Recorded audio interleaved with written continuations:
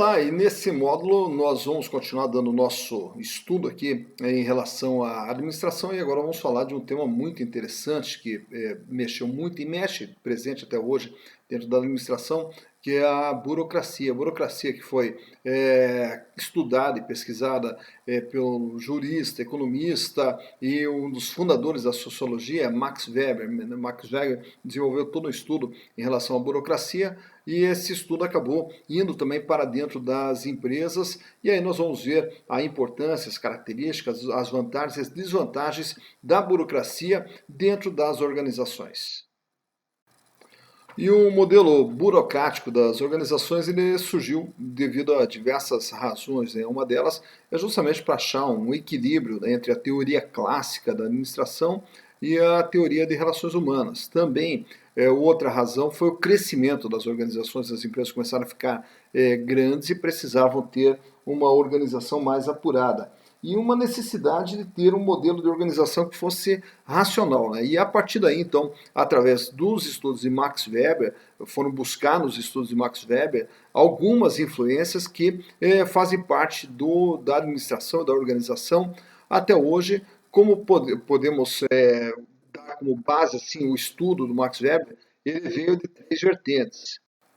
Entendendo justamente que as sociedades elas precisam ter, né, um sistema racional de trabalho. E a partir daí, Max Weber começou a estudar os tipos de sociedade, entendendo que tem a sociedade tradicional. O que é a sociedade tradicional? É quando existe todo o respeito, existe a autoridade que vem por tradição, como é o caso do pai em relação ao filho, ao rei de um determinado país, de um determinado reino, então todo mundo respeita por ser uma questão de tradição.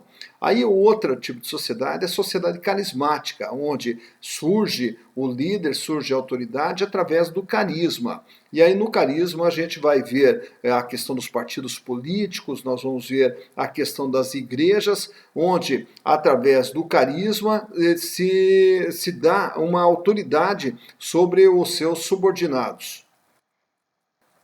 Sendo que na sociedade carismática, esse poder ele não é transmitido de pai para filho, não é uma questão hereditária, ele é uma questão da pessoa. Então, a pessoa que tem essa autoridade e o desaparecimento dessa pessoa, essa autoridade acaba desaparecendo porque ela não é repassada. Então, o carisma vai muito de cada pessoa conseguir exercer uma certa autoridade, um certo domínio sobre as pessoas. Diferente do tradicional. O tradicional, a autoridade é passado de pai para filho, né? Pelo menos na maioria dos casos. E na carismática não existe isso aí.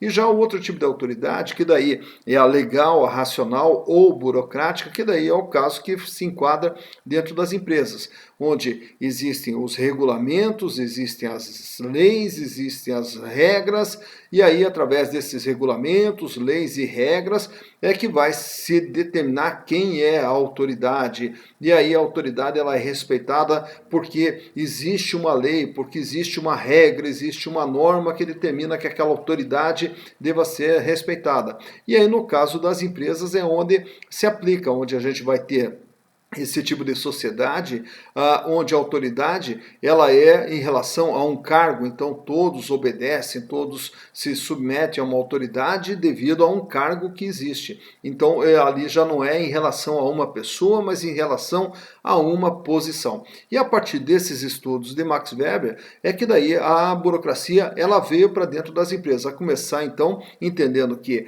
as empresas, as organizações são um tipo de sociedade que daí se baseiam na autoridade legal, racional ou burocrática. E vamos ter como características, né, da burocracia, segundo Weber, o seu caráter legal nas normas ou das normas e dos regulamentos. Então, tudo é feito através de normas, tudo é feito através de regulamentos. Então, nada é feito de forma intuitiva, nada é feito de forma que não seja racional, seja estipulada, seja definida, seja clara, né? Inclusive, até dentro da burocracia vai ter o caráter formal das comunicações, onde as comunicações, preferencialmente, elas são escritas. Então, está ali escrito, dito como que as coisas devem acontecer. E as comunicações dentro da organização também por escrito para estar tudo documentado como deveria ser e como que as coisas devem acontecer. Existe também um caráter racional e de divisão do trabalho, onde cada um sabe o que tem que fazer, cada um tá escrito, tá dito o que cada pessoa deve fazer. Então, com isso aí, o que acontece? Existe a racionalidade no sentido das pessoas não terem que tomar decisões fora daquilo que estava previsto. Então, com isso, a gente consegue ter as pessoas sabendo exatamente o que elas devem fazer, elas não precisando tomar decisões de forma intuitiva ou decisões pessoais, sendo que existem regras que já dizem como que as decisões devem ser tomadas. Tem também como característica a impessoalidade nas relações, onde todas as relações elas são feitas com os cargos e não com as pessoas. Então, todo o respeito, a autoridade, a subordinação se dá ao cargo e não às pessoas. E o tratamento dentro das empresas, o tratamento se dá em relação também aos cargos e às funções e não às pessoas. Então, fica bem claro e evidente essa impessoalidade nas relações. E também a questão da hierarquia da autoridade, porque a hierarquia da autoridade, todos sabem a quem deve respeito e todos sabem como que essa linha de comando ela deve se dar justamente por já estar bem clara e bem definida na montagem da organização.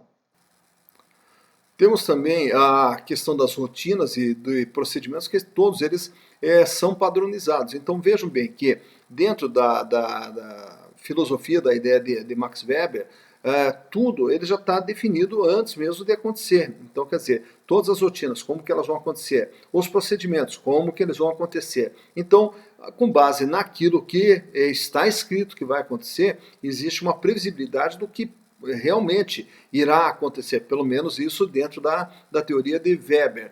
A competência técnica e meritocracia, então as pessoas podem subir de cargo, as pessoas podem almejar cargos maiores dentro da empresa devido à sua competência. Então, quer dizer, se a pessoa tiver competência, está escrito que essa pessoa com a competência técnica e com a meritocracia, ela pode alçar posições maiores dentro da empresa. Então, o que é premiado dentro da organização? É justamente a meritocracia. Mais uma vez, aqui fica claro a impessoalidade das relações. Então, as relações elas se dão através da competência técnica e da meritocracia. E com isso nós vamos ter o quê? Uma especialização da administração, porque todo mundo sabendo o que deve fazer, acaba sendo especialista naquilo que irá fazer.